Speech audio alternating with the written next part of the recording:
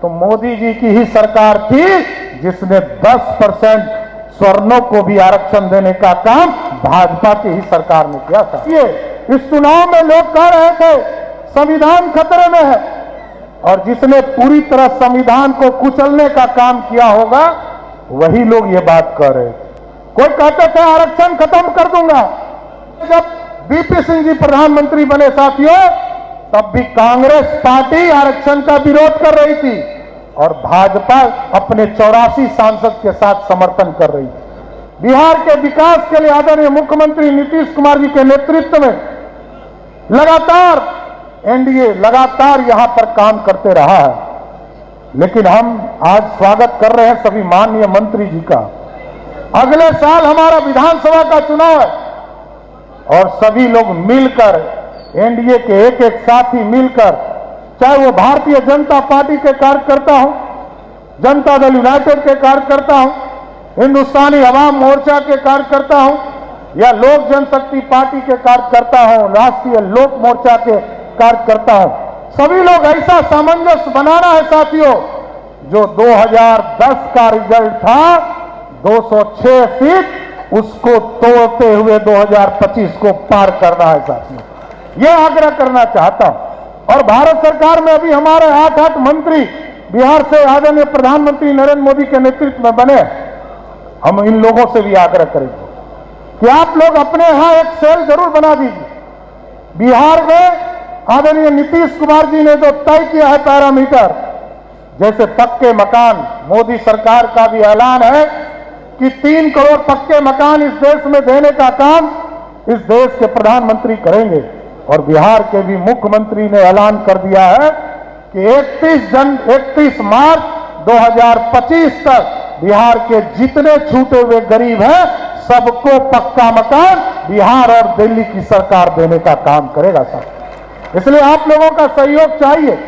और भारत सरकार के जितने मंत्री हमारे यहां बैठे हैं, और चिराग जी और रामनाथ ठाकुर जी भी आने वाले हैं, सभी लोगों से विशेष तौर पर आग्रह है, ये सामूहिक तौर पर बिहार का विकास करना है। और जितने बचे हुए कार्य हैं, एक्सप्रेसवे हो, हॉस्पिटल का काम हो, हॉस्पिटल प्रत्येक लोकसभा में बनाने की बात हो, कई काम तो आदरणीय नीतीश कुमार जी के नेतृत्व में हम लोगों ने आगे बढ़ाने का काम किया है।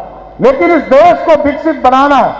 देश समृद्ध होगा तभी संभव होगा जब बिहार समृद्ध होगा, और बिहार तभी समृद्ध होगा जब एनडीए की सरकार फिर से स्थापित होगी साथियों। दूसरा विकास नहीं कर सकता। लोग कहते थे कि हमने ही रोजगार दिया। याद कीजिए, अभी लोकसभा का चुनाव चल रहा था, लोग कहते थे हमने ही रोजगार दिया। उनको ये पता ही नहीं है कि 2005 से लेकर 2020 तक नीतीश कुमार जी के नेतृत्व में आदरणीय सुशील को मोदी जी उस समय उप मुख्यमंत्री हुआ करते थे, लगभग 6.5 लाख लोगों को नौकरी देने का काम किया गया।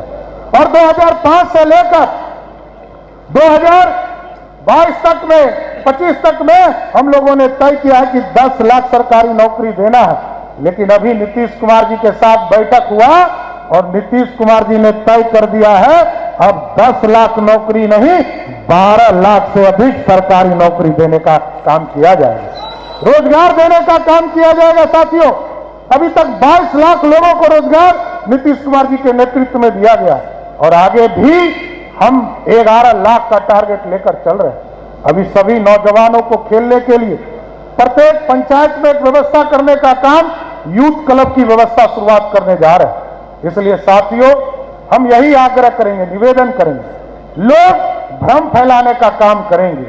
लोग, आप सोचिए, इस चुनाव में लोग कह रहे थे संविधान खतरे में है, और जिसने पूरी तरह संविधान को कुचलने का काम किया होगा वही लोग ये बात कर रहे थे।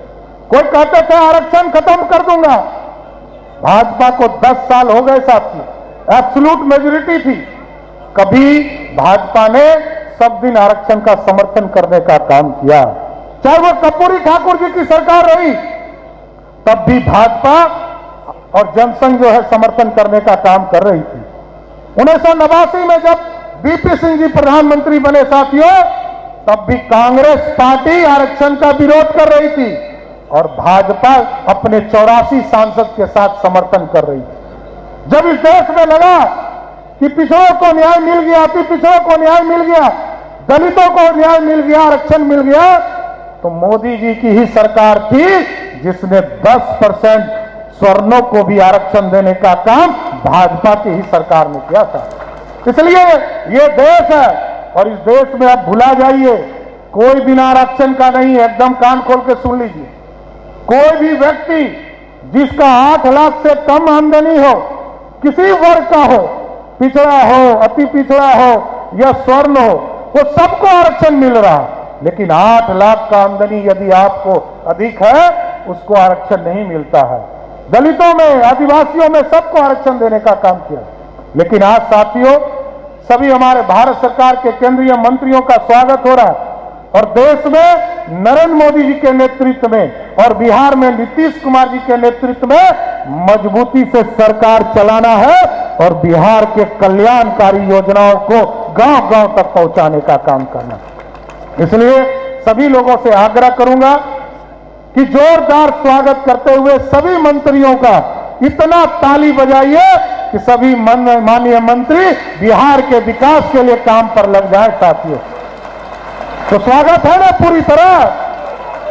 तो सभी लोगों को, सभी माननीय मंत्रियों का विशेष तौर पर स्वागत करते हुए और बिहार के विकास में अगले 1.5 साल हम लोगों को लग जाना है।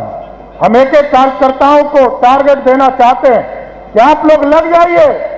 किसी का पक्का मकान नहीं बना है, उसको चिन्हित कराना है। किसी को आयुष्मान भारत कार्ड नहीं मिला है, उसको चिन्हित कराना है। हमने युवा मोर्चा के साथियों को काम दिया है कि आप आयुष्मान भारत कार्ड से जोड़ने का काम कीजिए। और साथियों, नगर में भी और ग्रामीण में भी जो हमारे पक्के जो नाला बनने हैं, कहीं रोड बनने हैं, उसके लिए भी टारगेट हम लोगों ने किया है। यहाँ नितिन नवीन जी हैं और अशोक चौधरी जी जो ग्रामीण कार्य मंत्री हैं, ये काम भी देखने का काम कर रहे हैं। लेकिन बिहार का विकास अब एक ही काम है साथियों। देश में मोदी जी इस देश को समृद्ध बनाने में लगे हैं और अब हमारा काम है, हम लोगों का काम है बिहार को समृद्धि के पीक तक पहुंचाने का काम करना है। और जिस तरह एनडीए ने लड़ा है 1996 से लगातार, जो एनडीए का स्वरूप बना है, पूरे देश की स्थिति समझ लीजिए। आज 293 सीट जीतने के बाद भी इंडी गठबंधन के लोग कहते हैं कि मोदी जी हार गए।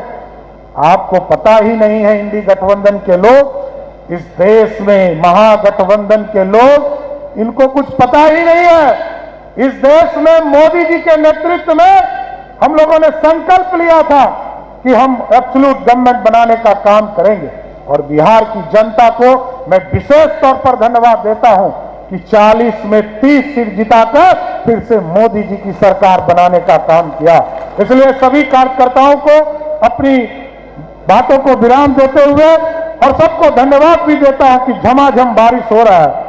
किसान चिंतित थे, लगातार गर्मी झेल रहा था और अभी तो मंगल जी कृषि मंत्री यहां पर बैठे हैं और रामनाथ ठाकुर जी आने वाले। ये लोग ज्यादा चिंतित थे कि बिहार में कहीं सुखाड़ नहीं हो। अब झमाझम बारिश हुआ है तो किसानों के चेहरे पर भी खुशहाली आ जाएगी।